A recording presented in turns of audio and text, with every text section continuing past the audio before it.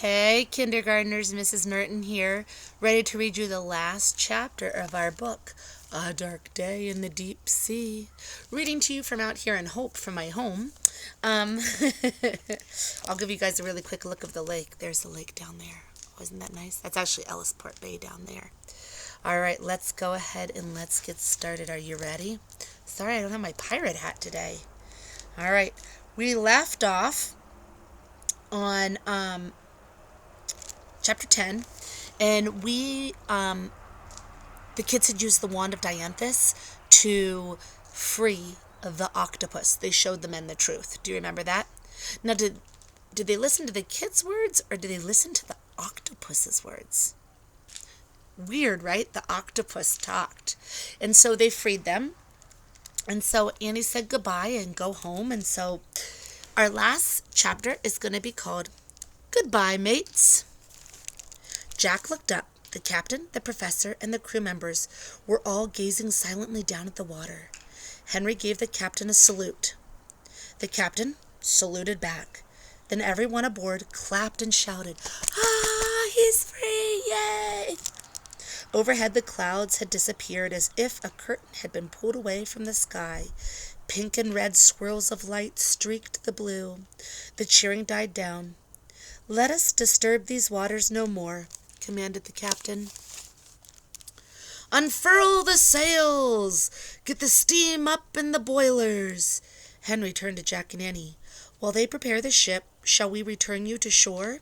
he asked. "Yes, please," said Annie. Jack nodded. He was totally exhausted.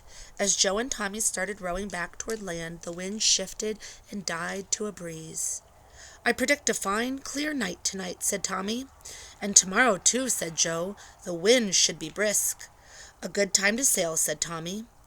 When they drew close to shore, Tommy and Joe both jumped out of the boat. Splashing through the shallows, they pulled the boat up onto the beach. Jack and Annie hopped out. Henry climbed out after them. "Thanks," Jack said to the sailors. Henry walked with Annie and Jack up the dunes. "Are you sure you'll be all right?" he asked. "What will you do when night comes?" "Don't worry," said Jack. "We'll get back to our parents before dark." "Lucky you," said Henry wistfully. "I wish I could be back with my own family before dark." "I hope you keep having a good voyage," said Annie. "And I hope you learn a lot," said Jack. "Bye." "Wait, before you go," said Henry. "I want to give you something." Henry reached into the pocket of his vest and took out the beautiful nautilus shell. "The reason I ran into my lab when the storm came was to get this," he said.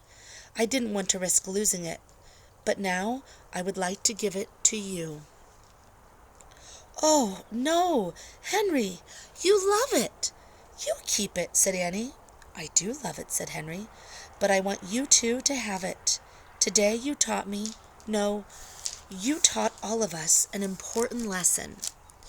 It is a dark day in the deep sea when we cause innocent creatures to suffer," the professor said.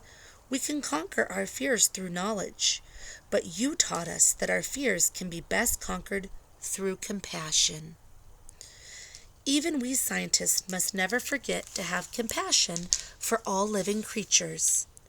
My compassion for the little creature that once lived in this shell made me very happy." "Oh man," thought Jack, "that's the secret."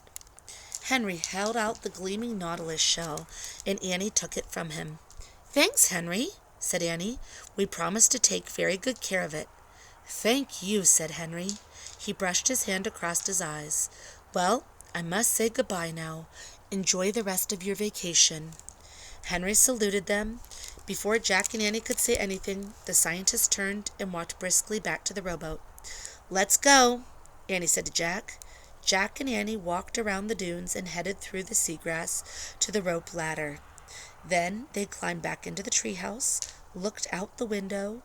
The rowboat was gliding over the shimmering water of the sunlit sea, heading back to the HMS Challenger. "Goodbye, mates," said Jack. "Our mission," said Annie, as if she just remembered. She looked at Jack. "We didn't discover the secret of happiness."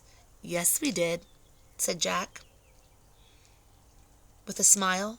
"Henry said it, actually. A secret of happiness is having compassion for all living creatures." Compassion, said Annie. Yeah, that means feeling sympathy and love for them, said Jack. Oh, sure, Annie said matter-of-factly. Loving other creatures makes me really happy.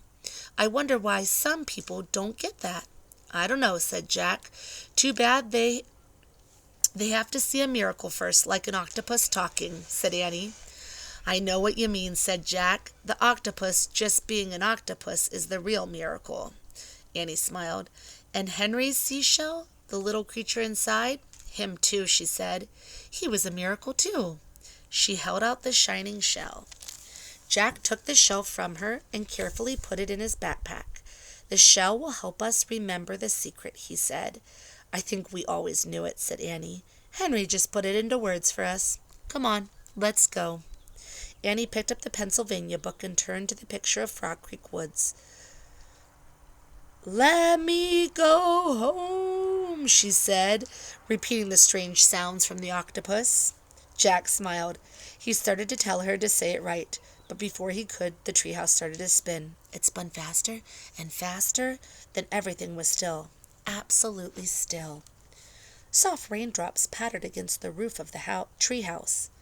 I love being home, said Annie. Me too, said Jack with a sigh. Jack and Annie strapped on their bike helmets and pulled on their sneakers.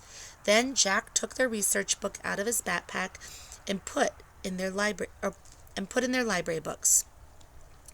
All I want to do now is go into our warm, dry house and see Mom and Dad, said Annie. Me too, said Jack, and read one of my new library books. And eat dinner, said Annie. A good dinner, said Jack. No stale biscuits or lime juice. He slipped on his backpack. And no pea soup. Pea soup? Asked Annie, but Jack had already started down the ladder. And then read a little more and climb into bed, he continued. A warm, dry bed in a warm, dry house, said Annie, following him. Yep, said Jack, stepping onto the wet ground. I guess the octopus just wanted to go home too. Hey, I wonder if he has a name. Said Annie. She and Jack climbed on their bikes. I think his name might be Charles. That sounds right, said Jack, laughing. I wonder if Charles has an octopus wife and octopus kids. I bet he does, said Annie, and I bet he couldn't wait to get home and hold them in all 8 of his arms. Jack laughed. Yeah, I bet you're right, he said. Then he and Annie took off riding through the Frog Creek woods. The rain fell harder, but it didn't matter. They were heading home. And that is the end of our awesome story, A Dark Day in the Deep Sea. Kindergarten, I am so impressed that you listened to a whole chapter book. You are amazing. All right, Monday we'll start our new book. Can't wait to read with you, friends. See you soon.